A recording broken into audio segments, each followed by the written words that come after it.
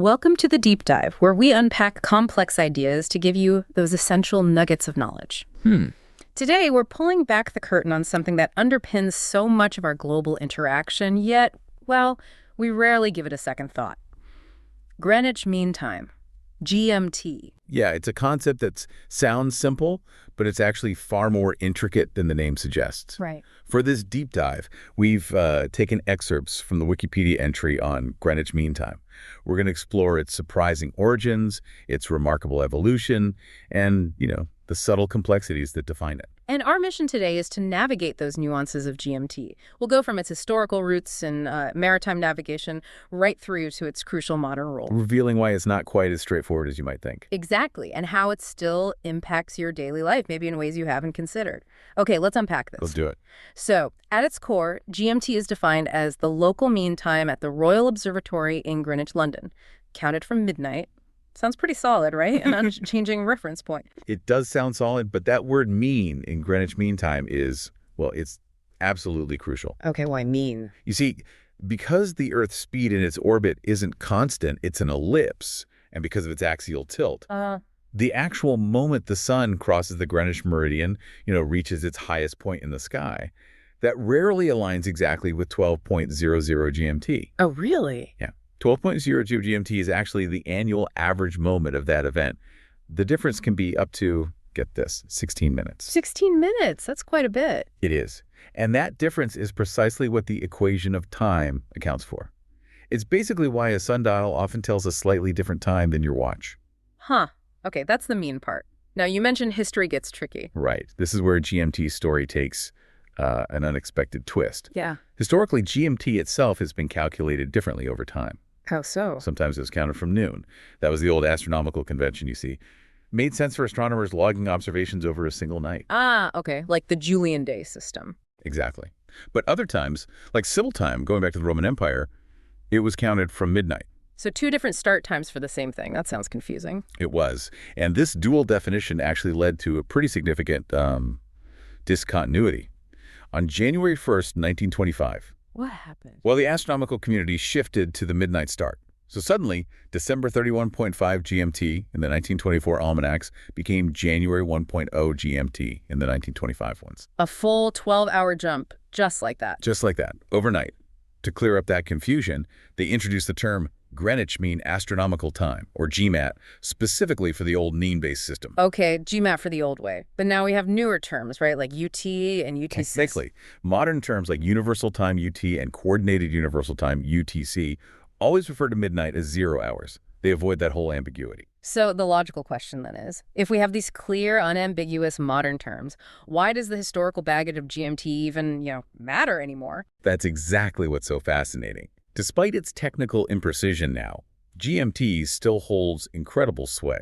It's not just some dusty legacy term. Right. It's the common shorthand for many people, especially in English-speaking contexts. It's often used interchangeably with UTC. So you'll still see it used? Oh, definitely. As a name for the UTC plus 0.000 time zone, for instance. And it's even still the basis for civil time in UK law, believe it or not. Wow. But you mentioned imprecision. Yes, and here's the critical warning.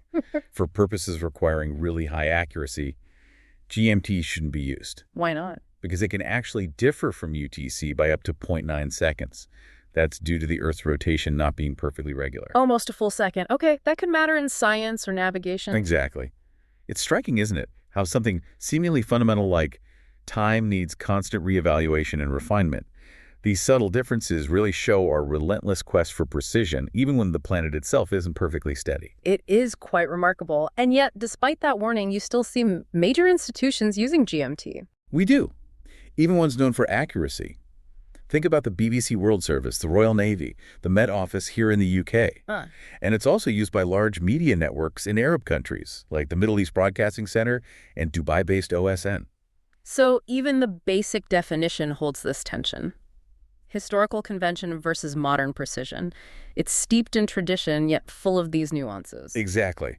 But how did this local time from Greenwich become the global standard? That's the next part of the story. Right, let's trace that journey. To understand GMT's rise, you really have to go back to the sea, don't you? Absolutely. The UK's development as a major maritime nation was key. British mariners kept at least one chronometer set to GMT. Why was that so important? It was crucial for calculating their longitude. They needed a fixed time reference against their local solar time to figure out how far east or west they were from the Greenwich meridian. Which was established as 0-degree longitude back in 1884 at that big conference. The International Meridian Conference, yes. And zooming out, this British practice, combined with other international mariners using methods like Neville Maskelyne's lunar distance tables. Which were also based on Greenwich observations. Correct. All this gradually led to GMT becoming the default worldwide standard. Most time zones then naturally just became offsets from it. So a practical need at sea laid the foundation for global time. Pretty much. It shows how technology and necessity drive standardization. And its adoption on land, back in Great Britain, that wasn't instant either, was it? It's a fascinating story of gradual acceptance. Not at all. It really started picking up steam with the railways. Railway time. Ah, yes, the bane of local time differences. Totally. The Railway Clearinghouse adopted it in 1847, and almost all railway companies followed by 1848. Imagine the chaos before that. Trying to catch a train when every town ran on its own local sun time? You'd miss connections constantly. So railway time brought some order. But it wasn't immediately legal, which is interesting. Yeah, an 1858 legal case actually upheld local mean time as the official time. So the railways were using GMT, but the law still said local time. For a while, yes.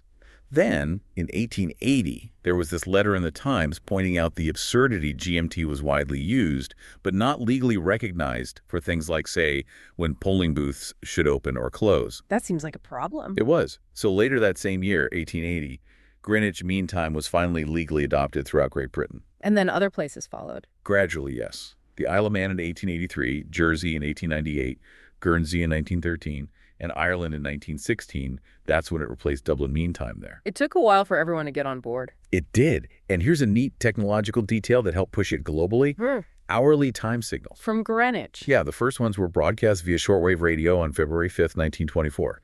This offered a new, super precise time source, much more accessible than the old visual time balls. So anyone with a radio could get the time. Right. It was a big step in democratizing precise timekeeping, making it available far beyond just ports or cities with observatories. And this constant push for more precision, that didn't stop, did it? Which brings us towards the modern era. Exactly.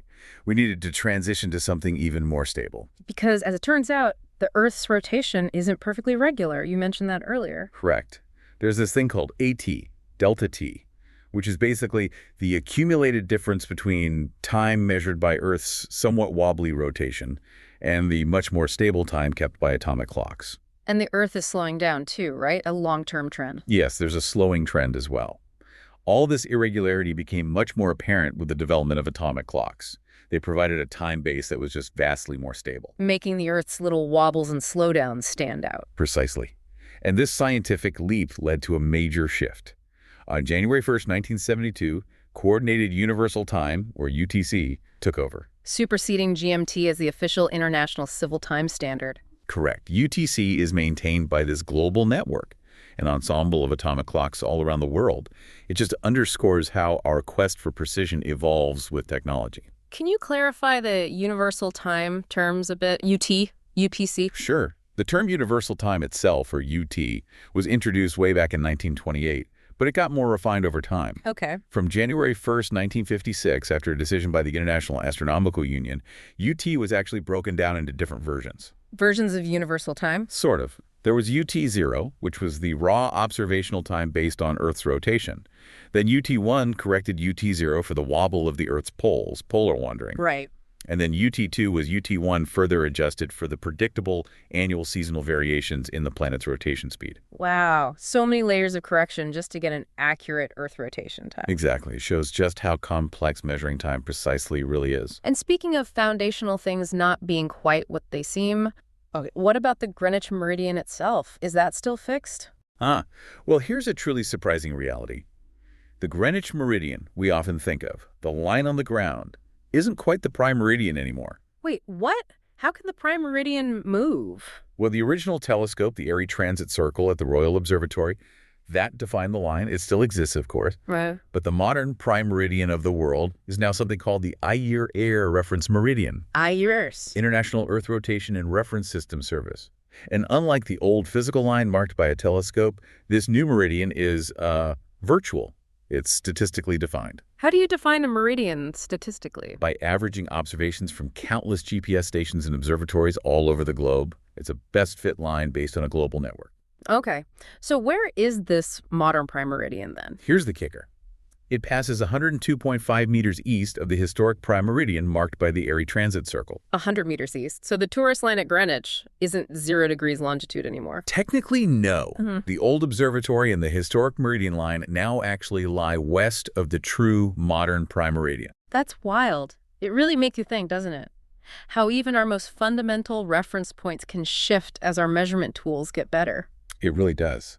How do we define these foundational references when the very ground, or our understanding of it, changes over time? A profound thought indeed. And yet, despite UTC taking over, despite the meridian shifting, GMT's influence persists, especially in law. Absolutely. Let's look at how Greenwich Mean Time, often uncapitalized in legal texts, remains woven into legal frameworks.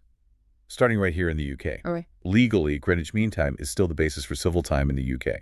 The main exception is when we're on daylight saving time. British summertime, BST, which is an hour ahead of GMT. Correct, as laid out in the Summertime Act 1972. And the Interpretation Act of 1978, Section 9, is quite explicit. Any mention of time in the UK Act refers to GMT unless stated otherwise. And that extends to legal documents, too. Subsection 23 extends it to deeds, yes. It's quite embedded. You might even remember that experiment back in 68 to 71. And they kept daylight saving all year. Yeah, they called it British Standard Time then, BST. But it was effectively GMT plus 1 observed year-round. Didn't last long. Interesting. And the BBC still uses GMT terminology. They do. Their radio stations broadcast the famous 6 pips, the Greenwich time signal. Now, that signal itself is actually calibrated to UTC. Oh, okay. So the pips are UTC, but they might call it GMT. On domestic channels, announcers will use GMT or BST, depending on the time of year. But the BBC World Service, they consistently use Greenwich Mean Time. Why the difference for the World Service? Because they broadcast globally across all time zones.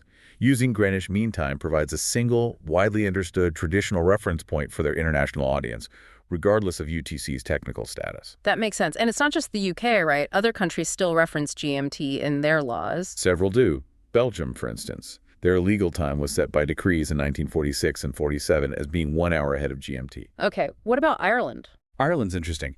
Their standard time is legally defined as 1 hour ahead of GMT, but their winter time is defined as being the same as GMT. So, effectively, they're on the same time as the UK year-round, just with different names for the periods. Exactly. Functionally, it's the same time zone.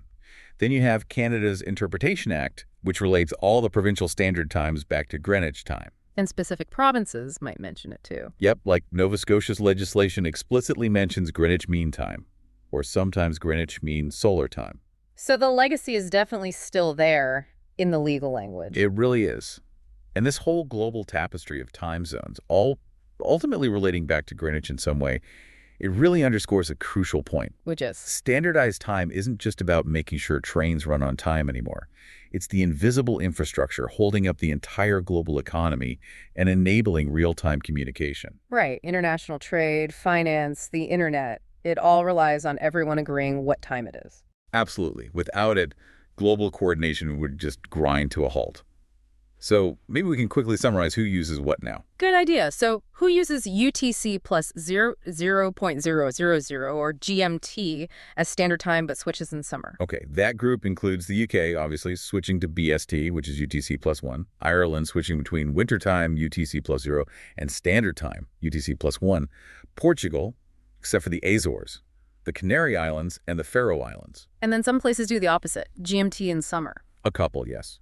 They shift to UTC-1 in winter. That's the Azores, part of Portugal, and parts of East Greenland. And finally, who stays on GMT or UTC plus 0 long.00 all year round? There's quite a list, mostly in West Africa and some Atlantic islands. Burkina Faso, the Gambia, Ghana, Guinea, Guinea-Bissau, Iceland, Ivory Coast, Liberia, Mali, Mauritania. Okay. Also the Sahrawi Arab Democratic Republic, though that's disputed territory.